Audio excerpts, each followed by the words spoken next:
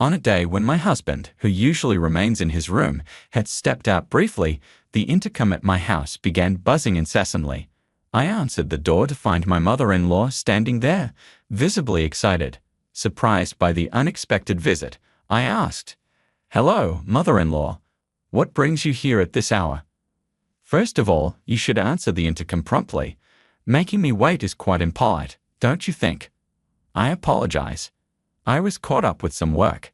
"Work? It's hard to believe you're doing anything substantial from home. I suspect you're just lounging around, aren't you?" "That's not the case at all. I am genuinely busy with my work." "I don't want to hear any excuses. You live a comfortable life here every day, benefiting from my son's high salary, and I find it unfair. My son and I plan to start a new chapter here, just the two of us. Please make arrangements to move out." With a self-satisfied grin, she pulled a piece of paper from an envelope and handed it to me. "Here, take a look," she said. The document was marked Divorce Papers, with my husband's section already completed. "Wait, are these divorce papers?" I asked, astonished. "Yes. He's come to realize he can't continue with you. So sign these and vacate the premises immediately." She looked triumphant, clearly anticipating my shock. But I wasn't as rattled as she expected. With a calm smile, I signed the papers. Internally, I found her misunderstanding amusing. She had no idea what was really going on. "My name is Nancy. I work from home as a freelance writer and editor, drawing on my past experience with a publishing company to sustain a steady income.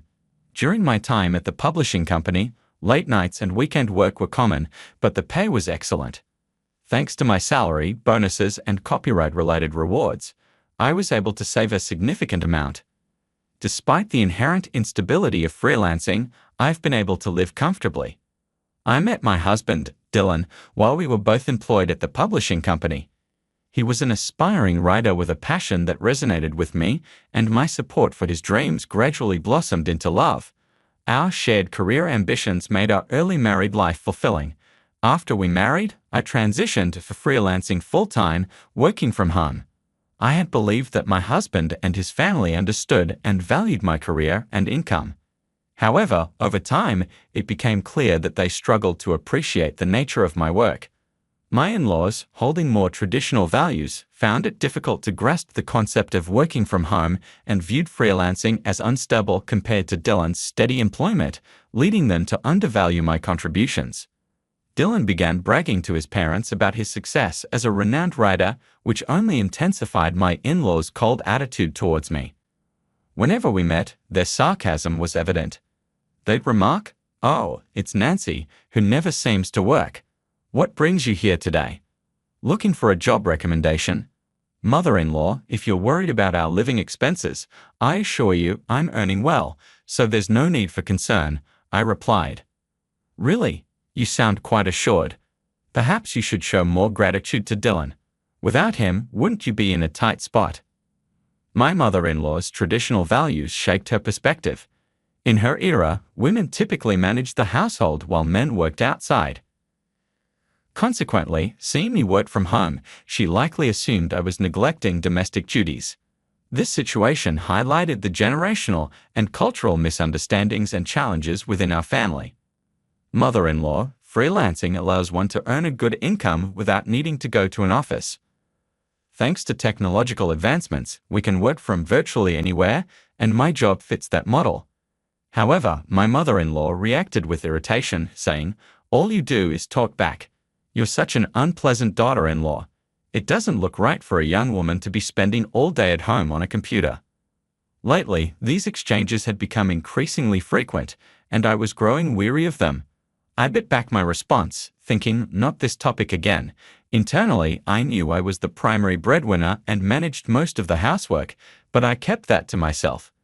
Initially, her complaints were only voiced when Dylan wasn't around, but recently she had started expressing them more openly, especially during family dinners at her home.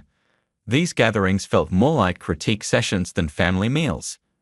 Even though I was invited, there was always only food for Dylan, with no place set for me, which made the situation uncomfortable.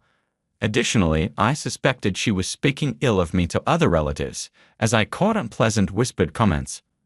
I was often caught off guard by her and my father-in-law's attitudes, and Dylan's silence only added to my frustration. Moreover, they saw Dylan as a successful author and frequently relied on him for financial support, often asking him to purchase things.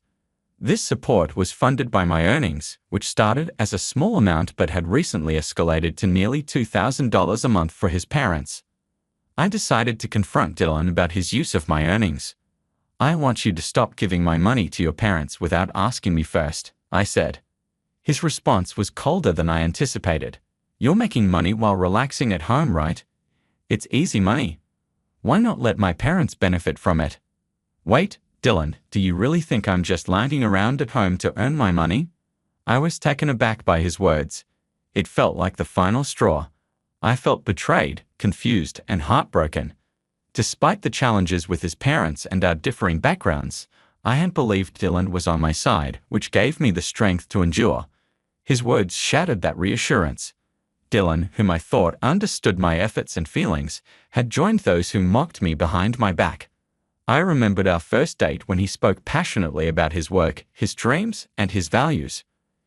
His enthusiasm and sincerity had drawn me to him. But lately he seemed to have lost that drive, spending his days aimlessly, often absorbed in games. This new side of him was a stark contrast to the person I had fallen for. Games aren't inherently bad, but his obsession with them had led him to neglect his passion for writing, which both saddened and injured me. I began to question whether I could continue my future with Dylan. The more I thought about it, the more bleak my future with him appeared. Consequently, I decided to divorce him and secretly began searching for a new place to live. I looked online for apartments suited for singles and visited several properties, prioritizing those with a quiet environment and strong security. Eventually, I chose a place that met my needs. One day, while Dylan was out, he usually spent his time playing games in his room. My mother-in-law paid an unexpected visit. I answered the door in surprise, and without waiting for an invitation, she plopped down on the living room sofa and declared, "Nancy, you need to leave this place." "Why are you saying this all of a sudden?" I was too stunned to react immediately.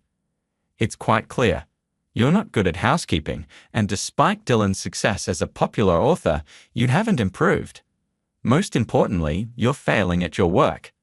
I've explained this to you before. It's a misunderstanding. I tried to clarify. But my mother-in-law cut me off with a placid smile. "I intend to move in here and support Dylan. Taking care of him will be far better than dealing with that troublesome old lady." "Are you referring to Dylan's grandmother?" "Yes, that's the one. Even though I've done so much for her, she's always finding fault and showing no gratitude. I'm fed up with it. If I move in, I can look after Dylan, allowing him to focus on his work without any interruptions. Isn't that great?" With that, she pulled a piece of paper from the envelope she was holding. "So, would you please leave this house immediately?" I accepted the divorce papers she offered. They were already signed by Dylan. "Did Dylan actually sign these?" I asked, disbelief in my voice. "Yes," she said, a hint of amusement in her tone. "I suggested to Dylan that a divorce might be best for both of you. It seems he was quite eager to agree, as he signed them without a second thought." The events unfolded rapidly. I gathered my pre-packed bags and decided to move into a new apartment immediately. As I relocated, I also filed the divorce papers, marking the beginning of a new chapter. My new life turned out to be smoother and more comfortable than I had anticipated. My modest apartment, furnished only with the essentials, provided a simplicity that helped me concentrate. Free from complications, each day was calm and serene. I woke up to natural light streaming through the windows and the soothing sound of birds chirping in the distance. I could rise whenever I chose, enjoy a leisurely breakfast, and plan my day at my own pace. Immersed in my work, time seemed to fly by. It was a relief not to worry about the expectations and scrutiny of Dylan and my in-laws, allowing me to work in peace and at my own rhythm. One day, as I was deeply focused on my work at my desk, my smartphone buzzed with a call from Dylan. After a moment of hesitation, I decided to answer. "Nancy, please come back right now." Dylan's voice was urgent and desperate. "Why the sudden request?" I asked, puzzled. To be honest, my parents discovered I wasn't as successful as I claimed to be. I'm under a lot of pressure now. They're even talking about moving in and relying on my earnings. I really need you to come back. I understand, but returning isn't so straightforward. You signed the divorce papers, remember? Yes, and so did I. We've both chosen separate paths now, so you'll need to handle your own problems. It's no longer my concern. His voice was tinged with a mix of desperation and sorrow, but I remained firm. We've gone our separate ways. I could hear him sigh heavily on the other end. I get it, but since the divorce, I've faced many difficulties and significant expenses. I need help with costs like care fees for our parents and compensations for the disruptions caused. Why are you bringing this up now? I asked, confused. Your decisions have messed up all my plans. How could you? Do you remember how you and your parents used to mock me when we were married? I didn't want to say this, but now you seem like an adversary. Your financial troubles are due to your own failures at work. Figure it out on your own. I'm tired of being your fallback. With that, I ended the call. Despite numerous attempts to reach me afterward, I blocked Dylan and changed my number. A few months later, I happened to pass by the location of his former house. Instead of the house, there was now an empty lot. A nearby resident filled me in on the recent turmoil, mentioning that the police had been called several times. The neighbor's words seemed to carry the weight of the situation. You must have had a tough time too. There must have been a lot of upheaval leading to the loss of his house. I stood there for a moment, reflecting on the past. The outcome seemed like a form of karma. Dylan's small deception had led to a consequence more dramatic than any fiction he might have written. From that point on, I resolved to live with honesty, sharing my feelings and thoughts openly without pretense. No matter how difficult things became, I understood the importance of truth and valuing genuine emotions.